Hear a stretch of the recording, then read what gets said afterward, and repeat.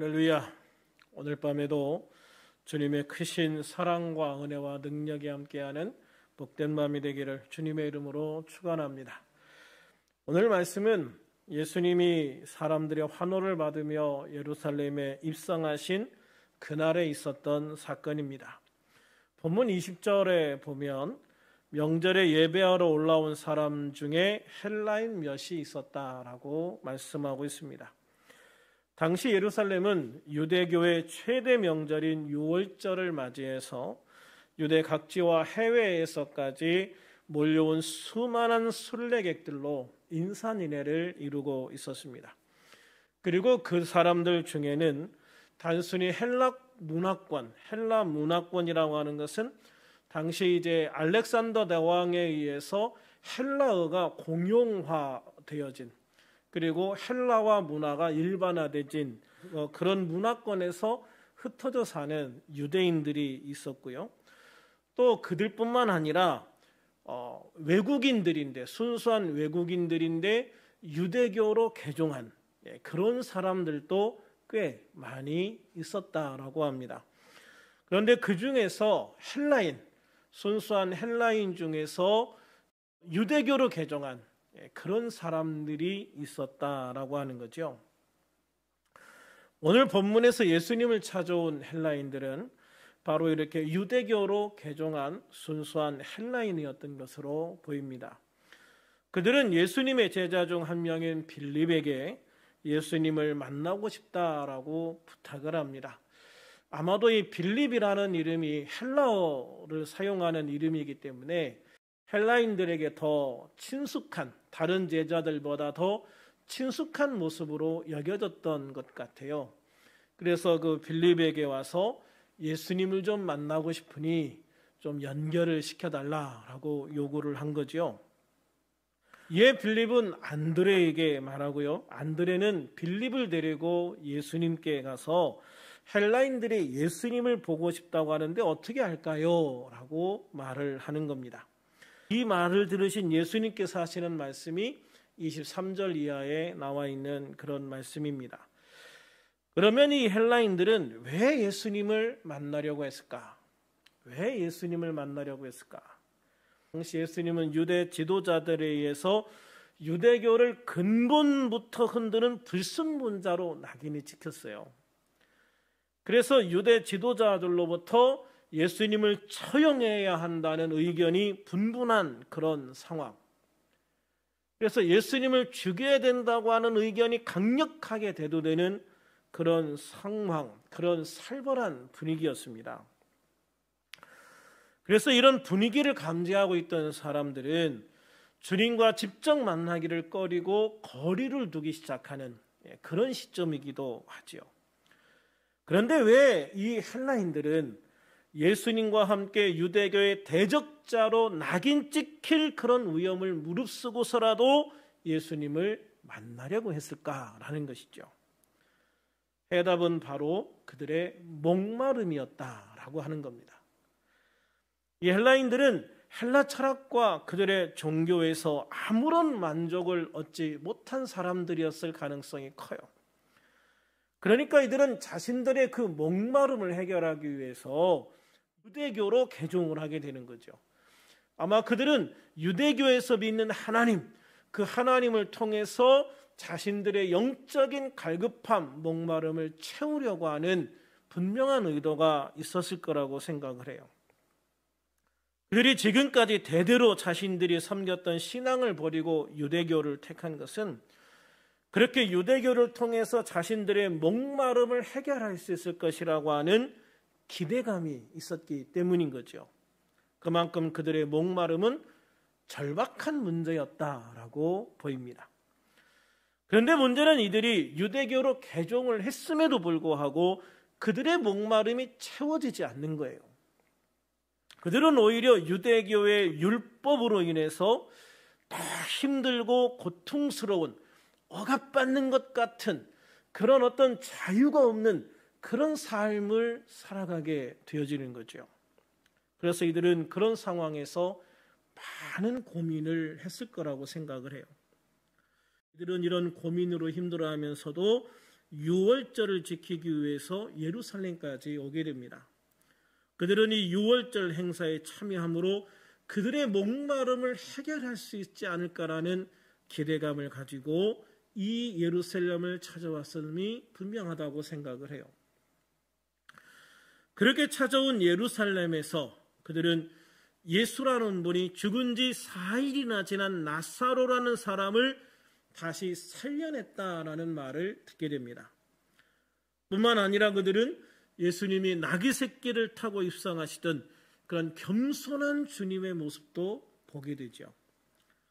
이런 말과 모습 속에서 헬라인들은 자신들의 철학과 종교 그리고 유대교에서 얻지 못한 이 영적인 목마름을 이 예수라는 분에게서 채울 수 있지 않을까라고 하는 새로운 기대감을 가지게 되는 거예요. 그런데 마침 헬라어로 이름이 되어진 빌립이라는 제자를 만나게 되고 그 빌립이라는 제자를 통해서 예수님을 만나고 싶다고 하는 부탁을 하게 되어지는 겁니다. 그렇습니다. 이와 같이 예수님의 부활신앙과 겸손은 사람들을 끄는 영적인 힘이 있어요. 물론 이 시점은 예수님이 부활하신 것이 아니라 죽은 나사로를 살리신 것에 불과하지만 예수님은 이 사건을 통해서 당신의 부활을 제자들과 사람들이 믿을 수 있기를 바라셨을 거라고 생각을 해요. 그냥 내가 죽었다가 3일 만에 다시 살아날 거야 라고 말하는 것보다는 실제로 죽은 지 4일이나 지난 나사로를 다시 살리는 것을 보여주시면서 내가 고난을 받고 십자가에 죽은 뒤 3일 만에 다시 살아날 것이다 라고 하시는 것이 제자들이나 주님을 따르는 사람들이 예수님의 부활을 받아들이기에 훨씬 쉬운 방법이었을 거라고 생각을 해요. 물론 예수님이 생각하신 것처럼 제자들이 그렇게 예수님의 부활을 기대하고 기다리지는 못했어요. 나중에 예수님이 부활하신 후에 이 나사로의 사건은 예수님이 부활하셨다는 소식을 사람들이 훨씬 쉽게 믿을 수 있는 촉매자 역할을 하는 것만은 분명하다고 생각을 합니다. 우리들은 예수님의 제자들처럼 예수님이 주신 이 소중한 교훈들을 흘려듣거나 소홀히 하는 이런 잘못된 상황을 만들지 말아야 된다고 저는 생각을 해요. 그들은 예수님이 그렇게 여러 번에 걸쳐서 죽었다가 살아날 것을 말씀하셨고 나사로를 통해서 실제로 이렇게 죽었다가 4일이나 지난 사람도 살아날 수 있다는 것을 보여주셨음에도 불구하고 예수님의 제자들은 예수님이 부활해서 자신들 앞에 나타날 때까지 예수님의 부활에 대한 어떤 기대감도 가지고 있지 못했던 거죠. 왜 그랬을까요?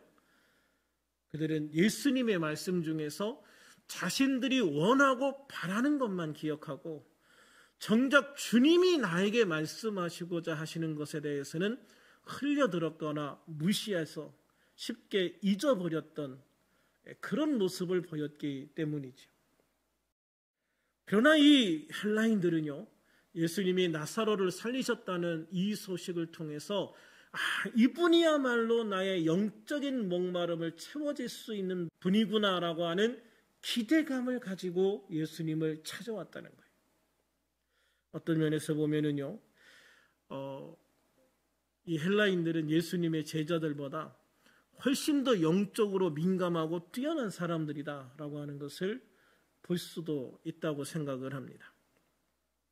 그래서 우리는 이 헬라인들처럼 우리의 영적인 목마름을 채울 수 있는 이 주님의 말씀, 그리고 주님이 우리에게 베풀으시는 그 모든 것, 그 어느 것 하나도 흘려버리거나 또는 소홀히 하지 않고 주님이 주시는 그 모든 것을 통해서 우리에게 주시는 그 놀라운 생명과 축복의 기회를 잡을 수 있는 그런 우리들이 될 수 있기를 주님의 이름으로 축원합니다.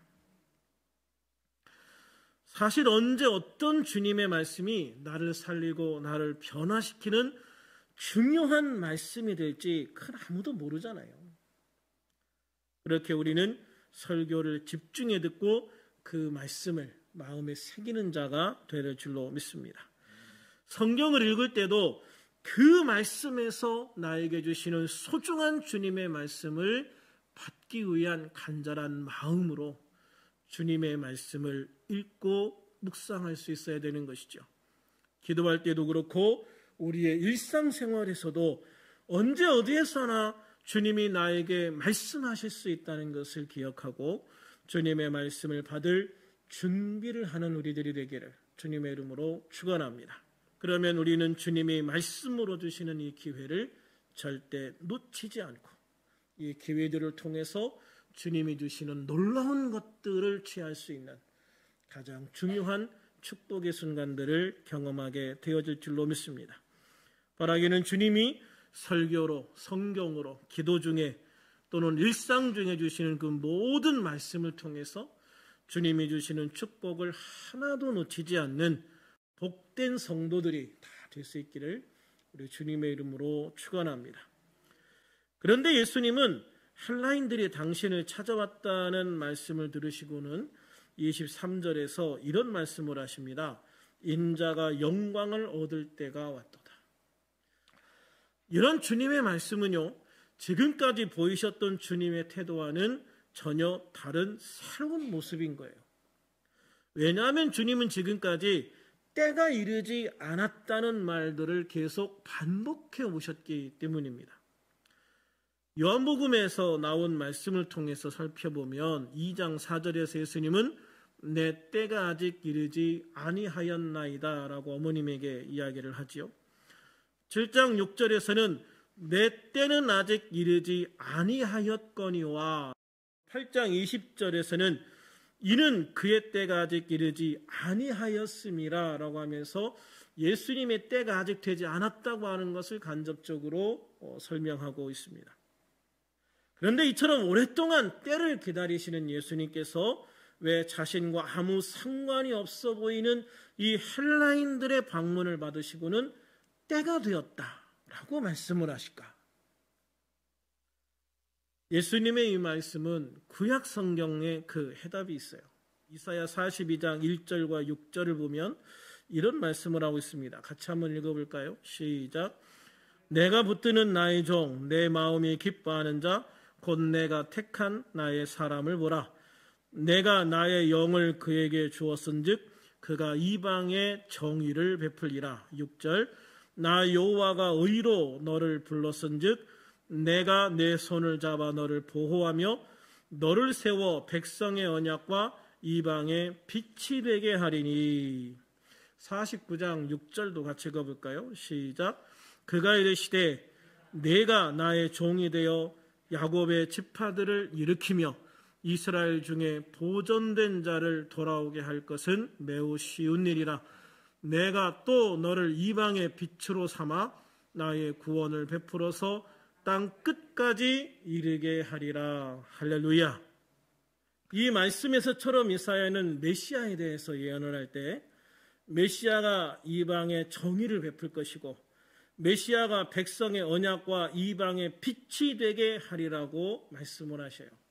또 메시아를 이방의 빛으로 삼아 하나님의 구원을 베풀어서 땅 끝까지 이르게 하리라라고 말씀을 하셔요. 또 누가복음 2장 32절에 보면 성전에서 아기 예수님을 안고 있는 시므온을 통해서 뭐라고 말씀하시냐면 이방을 비추는 빛이요 주의 백성 이스라엘의 영광이니이다 라고 찬양을 해요.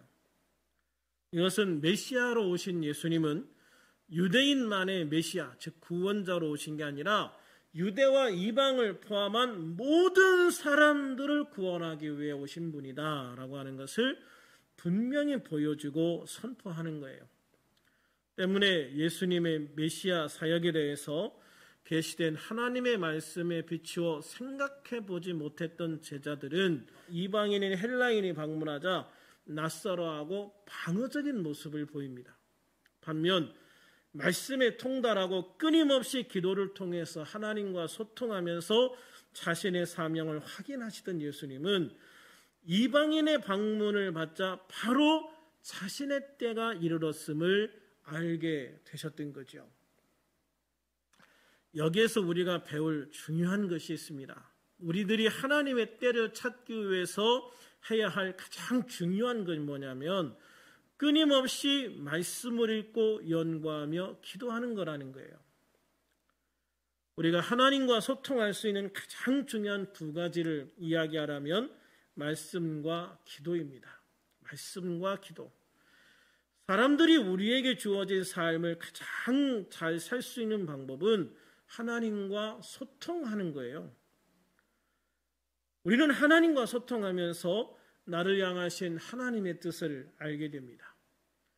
내가 하나님과 소통하면서 내가 해야 될 사명이 무엇인지를 깨닫게 되죠. 내가 하나님과 소통하면서 내가 움직여야 할 때가 언제인지를 알 수 있게 되어집니다. 이런 것은 어떤 거창한 계시를 통해서 이루어지는 게 아니에요. 내가 하나님의 말씀을 읽고 묵상하다가 깨닫고 알게 되는 겁니다. 내가 설교를 듣다가 깨닫고 알게 되기도 합니다. 또 내가 기도하다가 하나님이 주신 음성을 통해 깨닫고 알게 되기도 하지요. 내가 성도들과 교제하다가 그 성도가 무심결에한 그 말 한마디 때문에 깨닫고 알게 되는 그런 상황이 오기도 하는 거예요.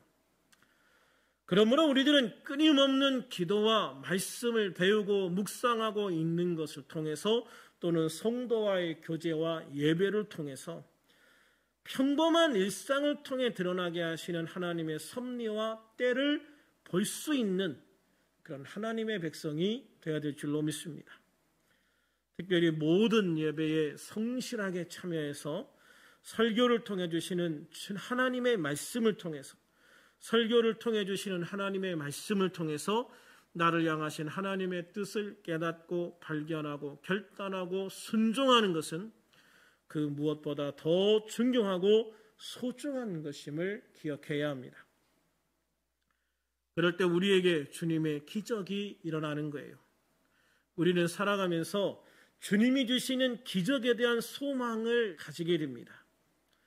요즘 우리 주변에서 일어나는 많은 일들을 보면서 하나님의 기적에 대한 소망이 더 커지는 것 같습니다. 그런데 우리는 이런 소망을 막연한 믿음으로는 이룰 수가 없는 거예요. 요한복음 1장 50절에서 예수님은 자신을 무화과나무 안에서 보았다는 말에 놀라는 나다나엘을 향해서 말씀하시기를 내가 나에게 오면 너는 이보다 더 큰 일을 보게 될 것이다 라고 말씀하시고 있어요. 또 5장 20절에서는 아버지께서 아들을 사랑하사 자기가 행하시는 것을 다 아들에게 보이시고 또 그보다 더 큰 일을 보이사 너희로 놀랍게 여기게 하시리라 라고 말씀하시고 있어요. 예수님은 예수님을 믿고 따르는 성도들이 예수님을 믿고 살다 보면 자신들이 기대했던 예수님의 모습보다 훨씬 더 크고 놀라운 일을 경험하게 되어질 것이다 라고 말씀하고 계시는 거예요. 이것은 예수님을 믿고 따르는 우리들에게 너무나 소망이 되는 그런 말씀이죠. 내가 예수님을 믿고 살면서 점점 더 주님의 놀라운 은혜를 경험하며 살게 될 것이다 라고 말씀하시는 거예요. 바르게는 우리들 모두 주님의 말씀대로 예수님을 믿으면서 우리가 기대했던 것보다 더 크고 놀라운 일들을 날마다 경험하고 누리는 우리들이 될 수 있기를 주님의 이름으로 축원합니다.